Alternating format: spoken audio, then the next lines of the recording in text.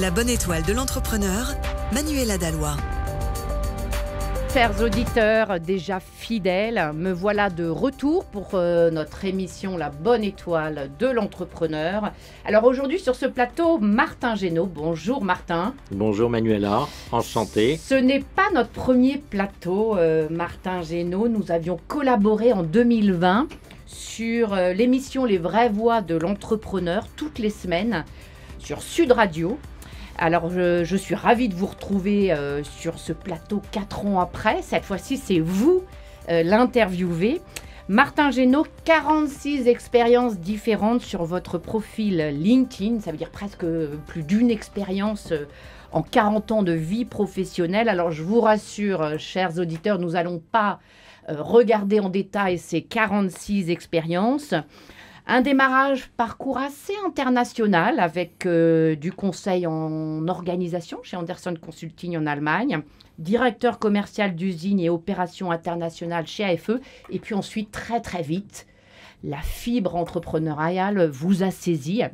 Dans les années 2000, au moment des balbutiements d'Internet et la vague déferlante e-commerce.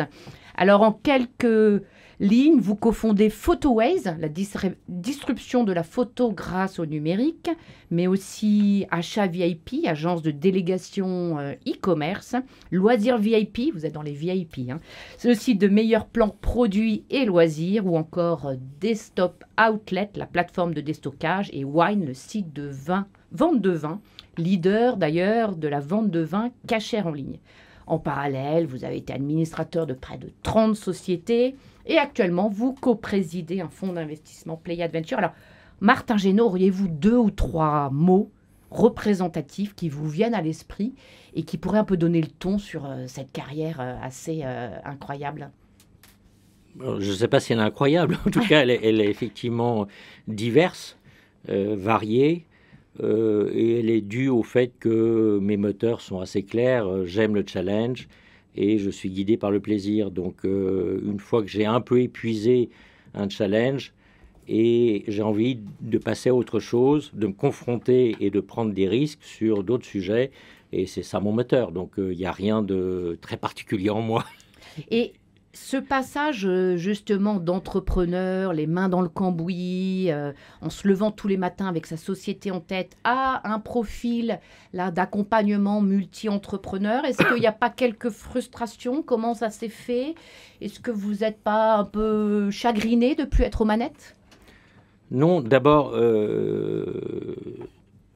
il n'est pas très courant qu'un entrepreneur qui a lancé une première boîte et qui a réussi, parce que j'ai eu la chance de réussir Photobox, se remettre dans l'entrepreneuriat une deuxième fois, une troisième fois, une quatrième fois. Donc ça, c'est réellement dû à ce que j'ai dans les tripes, qui fait que j'ai toujours envie de reprendre, de me remettre en risque. Achat VIP que vous avez cité, c'était en réalité un plan de continuation. C'est une boîte reprise au tribunal, et donc je l'ai transformée pour la sauver en Desktop Outlet, toutes les boîtes, toutes les sociétés que vous avez citées.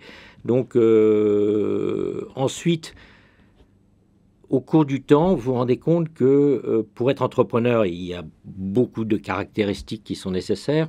C'est vrai que le plaisir qu'on retire de l'entrepreneuriat, c'est on prend des décisions et on voit assez vite quels sont les effets.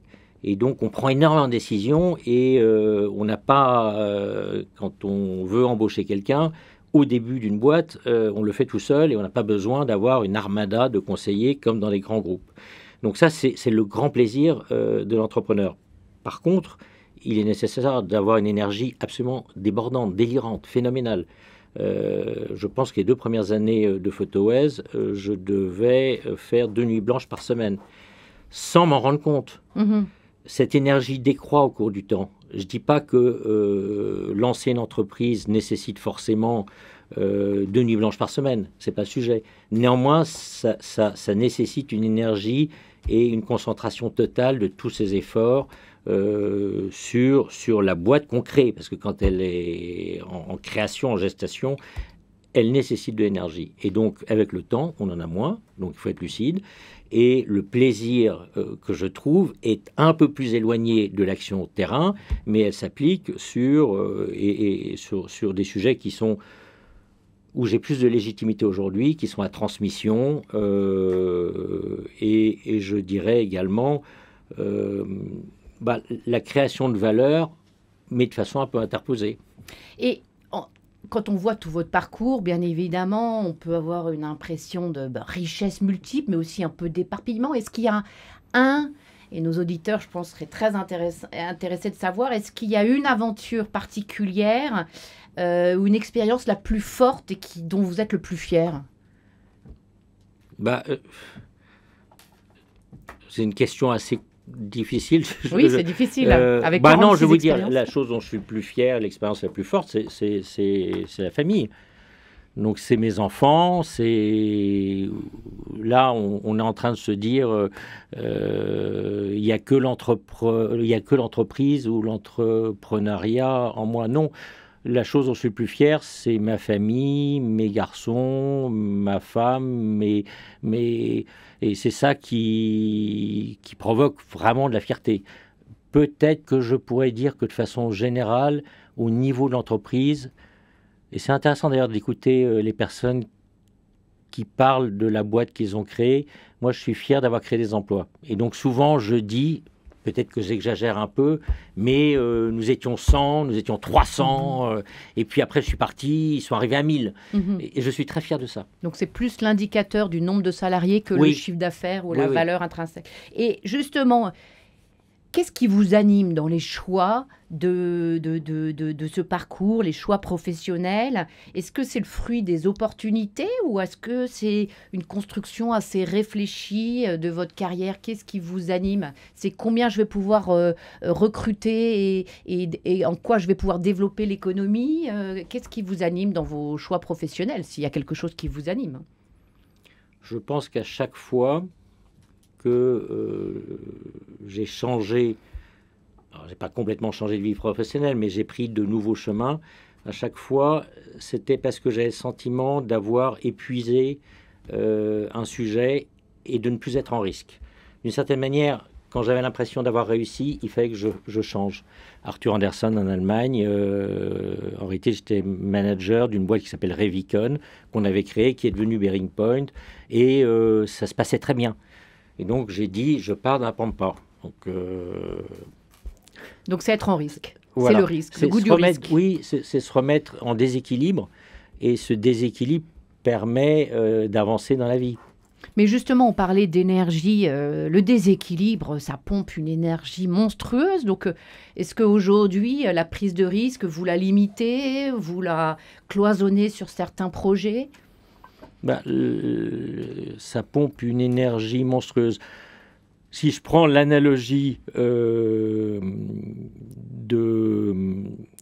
du sportif, il a besoin d'une énergie monstrueuse jeune, et souvent il a des coachs sportifs qui l'emmerdent, qui l'obligent mais qui le font progresser aussi.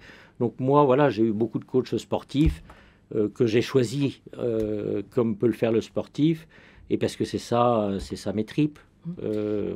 Et on parle facilement donc des succès, les emplois créés, la famille, le risque, mais on sait que ces succès, ils n'arrivent jamais toujours seuls. Alors, est-ce que vous avez en tête une grosse galère professionnelle que vous avez dû surmonter ? Non, je dirais pas une grosse galère. Une des caractéristiques, mais chacun est très différent, une des caractéristiques de ma vie professionnelle, c'est que de temps en temps, je suis submergé par l'angoisse. Et donc, ça peut durer une semaine, 15 jours, un mois, 2 mois. À tel point, je dors très bien, mais je me réveille quasiment dans un lit de transpiration parce que j'ai été happé par cette angoisse. Alors, la différence entre l'angoisse et la peur, c'est que l'angoisse, on ne sait pas. La peur du tigre, il est en face. L'angoisse de quelque chose qu'on ne comprend pas, l'angoisse de la mort. il se trouve que, du coup, j'ai réfléchi à ce sujet et je me suis dit, mais tu vas pas rester dedans. Donc, il faut que je mette quelque chose en face. Et en réalité, il y a toujours quelque chose en face. Et c'est parfois l'image qu'on veut donner de soi, c'est parfois les personnes qu'on a entraînées d'aventure et sur lesquelles, et peut-être qu'on les met en risque. Et donc, ces sujets-là, il faut apprendre à les maîtriser. Et tous ces petits échecs sont des petits pas, au final, qui m'ont permis d'avancer. Alors, comme le chemin est très long dans la vie, je peux en faire encore beaucoup d'autres. Mais voilà, toutes ces galères ont été des leçons pour moi qui font que je pense que je jouis mieux de la vie et je maîtrise mieux. Je me sens plus libre parce que plus en maîtrise de ce qui peut créer une angoisse et donc une paralysie. Et l'angoisse, elle est toujours là, mais vous savez mieux la maîtriser? Alors, quand l'angoisse arrive, aujourd'hui, elle m'intéresse. D'accord. C'est un sujet pour moi. Et je me dis, voilà, je vais la combattre. D'accord. Et dans ces moments, justement, où on est un peu abattu, l'angoisse, ça abat un entrepreneur, ça peut l'empêcher d'avancer, de perdre ses moyens, d'inspirer ses équipes. Qu'est-ce que vous faites? C'est-à-dire quand l'angoisse vous saisit ce que je viens de vous dire, c'est-à-dire que je vais mettre quelque chose en face. C'est l'intellectualité. C'est essayer de comprendre. Ensuite... Et ça résout, ça résout. Est-ce que je vais prendre des médicaments? Est-ce que je vais faire du sport? Non. Non. Par contre, je le conseille. Je peux le conseiller. Non, si j'ai des petites potions magiques. Ah. Bon. Parlons des potions magiques. Des potions magiques que j'achète à la pharmacie de la rue de la Pompe, homéopathique. Ça s'appelle le Griffonia. C'est un petit arbrisseau d'Afrique centrale. Il vous le prépare dans la cave. Et vous prenez une cuillère à soupe de Griffonia. Et alors là, waouh! Je vais faire ça pour mes prochaines émissions, voilà. Alors. Et là, ça apaise. Ça vous apaise? C'est très connu, oui. Ouais. Vraiment. Et je l'ai conseillé souvent à des entrepreneurs dans les moments difficiles. Petite cuillère à soupe et ça marche. Et c'est reparti. Alors, on a vu votre parcours, les chamboulements, les difficultés, les angoisses. Est-ce que vous pourriez dire, et c'est pour ça qu'avec nos auditeurs, on est dans cette émission La Bonne Étoile de l'Entrepreneur, que quelque part, vous avez eu une bonne étoile, Martin Génaud, qui vous a conduit sur ce chemin de vie avec autant de fierté et enthousiasme? Est-ce qu'il y a quelque part un stimuli extérieur qui vous a fait avancer, ou permis d'avancer? Ça aurait été bien que j'y réfléchisse auparavant, mais je vais dire oui, c'est évidemment les autres et quelque chose qui était très important pour moi, la confiance que m'ont donné d'autres.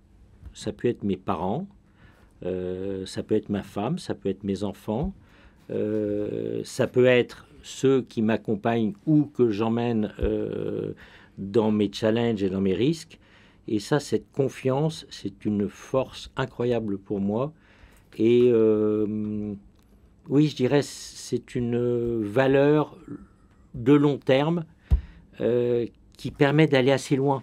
C'est-à-dire, c'est la confiance. La première fois que j'ai ressenti ce sujet-là, j'étais parti de chez moi, et donc c'était une autre époque, mes parents ne savaient pas où j'étais. Pendant 6 mois, il n'y avait pas de téléphone portable, il n'y avait rien de tout ça. 20 ans après, j'ai posé la question à mon père, mais t'as pas eu peur? J'aurais pu poser la question bien plus tôt, mais bon, j'avais pas ressenti l'importance du sujet. Et en réalité, si j'ai posé la question, c'est que ça m'intéressait aussi. Il m'a dit, peur? Mais non, j'avais confiance en toi. Je pense que... Et vous transmettez cette confiance? Non, il a dit naturellement. C'est-à-dire qu'il a dit... Et je me suis dit, ça, après coup, je l'ai peut-être ressenti et ça a été très important pour moi. Et du coup, ce sujet, je pense que mes frères et sœurs qui ont vécu la même chose, enfin, ils n'ont pas vécu, ils ne sont pas partis et disparus pendant 6 mois, mais je pense que mes frères et sœurs qui ont vécu l'éducation de mes parents, n'ont pas du tout pris ou ressenti la même chose. C'est-à-dire que chacun est libre de prendre ce qui lui importe. Et donc, la conclusion, c'est si j'ai une bonne étoile, oui, c'est la confiance des autres. Et votre vie semble rythmée, hein, on dirait aujourd'hui que vous êtes un slasher avec multiples activités en accélération et en prise de risque permanente. Comment, Martin Génaud, arrivez-vous à vous ressourcer? Vous savez gérer quand les angoisses arrivent et les apaiser, mais comment vous savez que vous disiez tout à l'heure, cette énergie, elle baisse avec le temps. Quelles sont vos ressources intérieures, vos habitudes de vie qui vous régénèrent, qui vous rebougent, qui vous aident à affronter les difficultés? Je n'ai pas beaucoup d'habitudes de vie du type la réponse que certains pourraient avoir, c'est le sport, c'est la prière, la méditation, etc. Non, rien de tout ça. Non, pour moi, le plaisir, parce que le plaisir, c'est beaucoup la famille, les vacances, c'est le jardinage, c'est une passion chez moi. Mmh. Donc oui, d'une certaine manière, on pourrait dire que jardiner, c'est certainement... Cultiver votre énergie. C'est certainement un moyen pour moi, oui, de m'exprimer. Et c'est assez long-termiste. C'est-à-dire que vous ne savez pas ce qui va se passer. Vous prenez un risque, vous faites des choix. Parfois, la plante meurt. Et puis, c'est assez technique. Donc, j'aime bien ça. Donc, le goût du risque s'est transmis au niveau des plantes et des plantations. Peut-être, le oui, petit challenge. Je n'ai pas vu comme ça. Non, peut-être que je suis un handicapé du dessin. Et la seule façon d'exercer une certaine créativité dont on peut profiter, c'était pour moi le jardinage. Et c'est quoi la fréquence au jardin? C'est régulièrement? C'est quand il y a une baisse d'énergie? C'est quand vous avez besoin de créer? Non, quand je plante des arbres en Corse avec ma femme et j'étais pas bon en arbres. Donc, j'apprends sur les arbres et c'est passionnant. On est sur un toit à Paris et donc je plante beaucoup, un peu en permanence. J'y passe combien de temps? Peut-être en moyenne 2 heures par semaine, 3 heures par semaine. Et comment c'est venu ce jardinage? Vous avez senti que ça vous faisait du bien? Vous avez été accompagné par quelqu'un? Comment on arrive à trouver ces petites ressources et ces petites choses qui nous font du bien? J'ai toujours aimé ça. J'ai même fait des jardins dans Paris pour des amis. Ça nécessitait beaucoup d'énergie avant, donc je plantais, je faisais des grands travaux.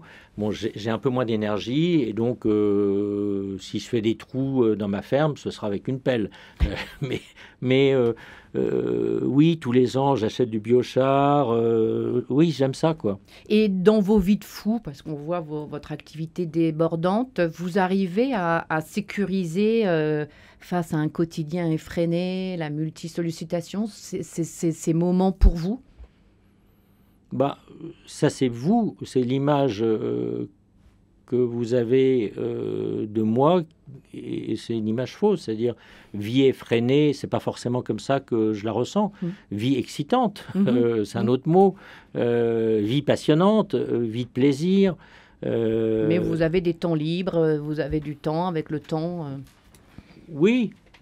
J'aime bien les BD et j'ai des centaines de BD, des milliers de BD autour de moi. J'aime bien parfois lire un livre sur le jardinage, sur le jardin. Oui, donc j'ai toujours le temps. Et vous parliez tout à l'heure de transmission. Est-ce que vous auriez un secret à partager à nos auditeurs, à partager aux entrepreneurs, un truc astuce à la Martin pour être le plus entrepreneur et épanoui dans sa vie professionnelle? Est-ce qu'il y a un petit conseil qui vous a été donné, que vous avez découvert et qui peut aider? Je prends certains mots de la question et celui qui me paraît plaisant, c'est épanoui. Oui, le truc, c'est rire. Rire. Alors, ça me fait penser du coup, vous riez. Non, mais ça me fait penser... à plein de choses. Une fois, au cours de ma vie professionnelle, j'avais une usine. Et bon, c'est une petite usine avec la CGT, on se battait, mais ça, j'aimais ça. Et le patron du groupe venait une fois par an visiter. Et donc, on n'avait pas le droit de le suivre. Et puis, il sortait, il me disait, c'était Gérard, il me disait, Martin, ouais, il gueule sur toi, hein. Mais ils sourient tous. Et donc, ça m'a marqué. Je pense que une équipe qui sourit, une équipe qui rit, c'est une équipe beaucoup plus performante. En plus, si on parlait un peu de la technologie, le jour où une IA rira, je rirai plus. Voilà. Donc le rire, c'est quand même Oui, spécialement humain. Et peut-être encore, il y a eu un film de Wim Wenders sur le pape. Je crois qu'on lui a posé cette question, je ne sais pas très bien à la fin, et il a éclaté de rire. Tout Voilà. est dit. Et le rire, et quel conseil vous donneriez aux entrepreneurs qui seraient un peu garants de leur réussite aujourd'hui? C'est quoi les focus prioritaires? On voit que le monde est chahuté, le monde évolue. C'est quoi la posture et les qualités, mais aussi les petits conseils focus sur lesquels un entrepreneur devrait s'attacher? Alors, une fois, j'avais écouté Attali qui disait, qui prosternait devant la nature en disant « La nature a tout inventé. Elle a inventé la mythomanie, la mégalomanie, l'hyperoptimisme, la paranoïa. Et tout ça, ça sert à l'entrepreneur. Il faut être un peu parano, un peu mégalo, hyper optimiste, etc. Et ce sont des qualités ou des défauts, mais la nature ne porte pas de jugement de valeur, qui sont utiles mais dangereux. Je pense que pour l'entrepreneur, et c'est pour ça que ces entrepreneurs sont très différents d'ailleurs, pour l'entrepreneur, l'important c'est de savoir être lucide, et souvent il faut être accompagné. C'est pour ça que dans les sociétés, il y a des boards, des comités stratégiques, des conseils d'administration. Maintenant, l'entrepreneur d'aujourd'hui est très différent de l'entrepreneur d'après la guerre. Après la guerre, les entrepreneurs étaient seuls. Aujourd'hui, ils sont toujours, quand je dis toujours, c'est à 90% en équipe. Et on se pose la question de pourquoi. Donc les qualités sont un peu différentes, il faut toujours l'énergie, mais pourquoi il faut être en équipe? Parce qu'on est beaucoup plus dans l'exécution. On a une idée, une deuxième équipe peut faire la même chose, plein d'équipes peuvent faire la même chose. Donc il faut exécuter, et c'est un travail de dynamique collective, de mayonnaise, de rire, et donc il faut aller vite et bien. Vous pourriez reprendre le bâton de pèlerin et redevenir entrepreneur? Là, on voit le nombre d'entreprises que vous avez créées, ou maintenant c'est d'autres formes d'entrepreneuriat? Non, bien sûr, c'est la qualité. Je ne sais pas si c'est une qualité, mais le critère essentiel, alors on peut s'en passer en partie, mais nécessaire à la création d'entreprise, c'est l'énergie. Et vous le disiez. Donc, voilà. Donc pas tout de suite, on passe à autre chose, mais c'est tout aussi excitant. Exactement. Et alors, pour finir, Martin, c'est passionnant, et merci de vous être livré sur vos gestions de l'angoisse, sur le rire et sur tout ce que vous avez dans vos tripes. Pour le mot de la fin, quels sont les deux, trois entrepreneurs de votre réseau? Alors, vous en avez beaucoup plus, mais de renom, successful, qui ont monté des boîtes qui sont costauds et qui vous ont bluffé par leur capacité à se régénérer, à puiser dans leur richesse intérieure, et que nous devrions avoir sur ce plateau. C'est le Lucky Star Challenge de Radio Notre-Dame. Mais donc, je vais vous décevoir. Et ceux qui m'ont impressionné ne sont pas forcément successful. Non. Ils le sont souvent. Michel pour les rêves qu'il apporte, Franck Brusco parce qu'il est excessif et totalement différent. Michel, comment? Michel Le Guilhermier, Pierre Trémolière parce que c'est un laboureur, Jean-Michel Dubedou parce que chaque fois qu'il a un problème, il a monté une boîte, François Poirier parce que... Et les femmes dans tout ça? Eh ben, je vais en parler. François Poirier parce que je suis admiratif de ses intuitions, et donc d'une certaine manière, on ne pourra pas être remplacé par l'IA. Thierry Roussel, Direct Énergie, par sa bienveillance et par son énergie communicative. Vous voyez, à chaque fois, j'ai des qualificatifs différents. Alors, pour les femmes, il y a peu d'entrepreneurs femmes. Alors là, on peut en parler des heures, des heures. Il y en a 2 que vous devriez inviter, dont j'ai été un peu le parrain. Sandra de Glowy, extraordinaire communicante, sensibilité, donc communicante et sensibilité. Anne-Laure Constanza, Envie de fraise. Qu'on a déjà cité dans cette émission. D'accord. Je les inviterai. Pour son énergie. D'accord. Je n'ai pas parlé d'entrepreneur énergie, et là, sur Anne-Laure, je mets le qualificatif énergie. Génial. Merci. En tout cas, vous avez été inspiré par beaucoup d'entrepreneurs. Vous savez vous être entouré, finalement, Martin Génaud, la confiance des uns des autres. Voilà, c'est la fin de notre émission La Bonne Étoile de l'entrepreneur. Vous êtes de plus en plus nombreux et fidèles. J'en suis ravie, épisode après épisode. Vous nous suivez sur notre chaîne YouTube, continuez à le faire. N'oubliez pas de vous abonner à notre podcast La Bonne Étoile de l'entrepreneur. J'ai très hâte de vous retrouver. Merci pour votre fidélité à mes côtés. À bientôt.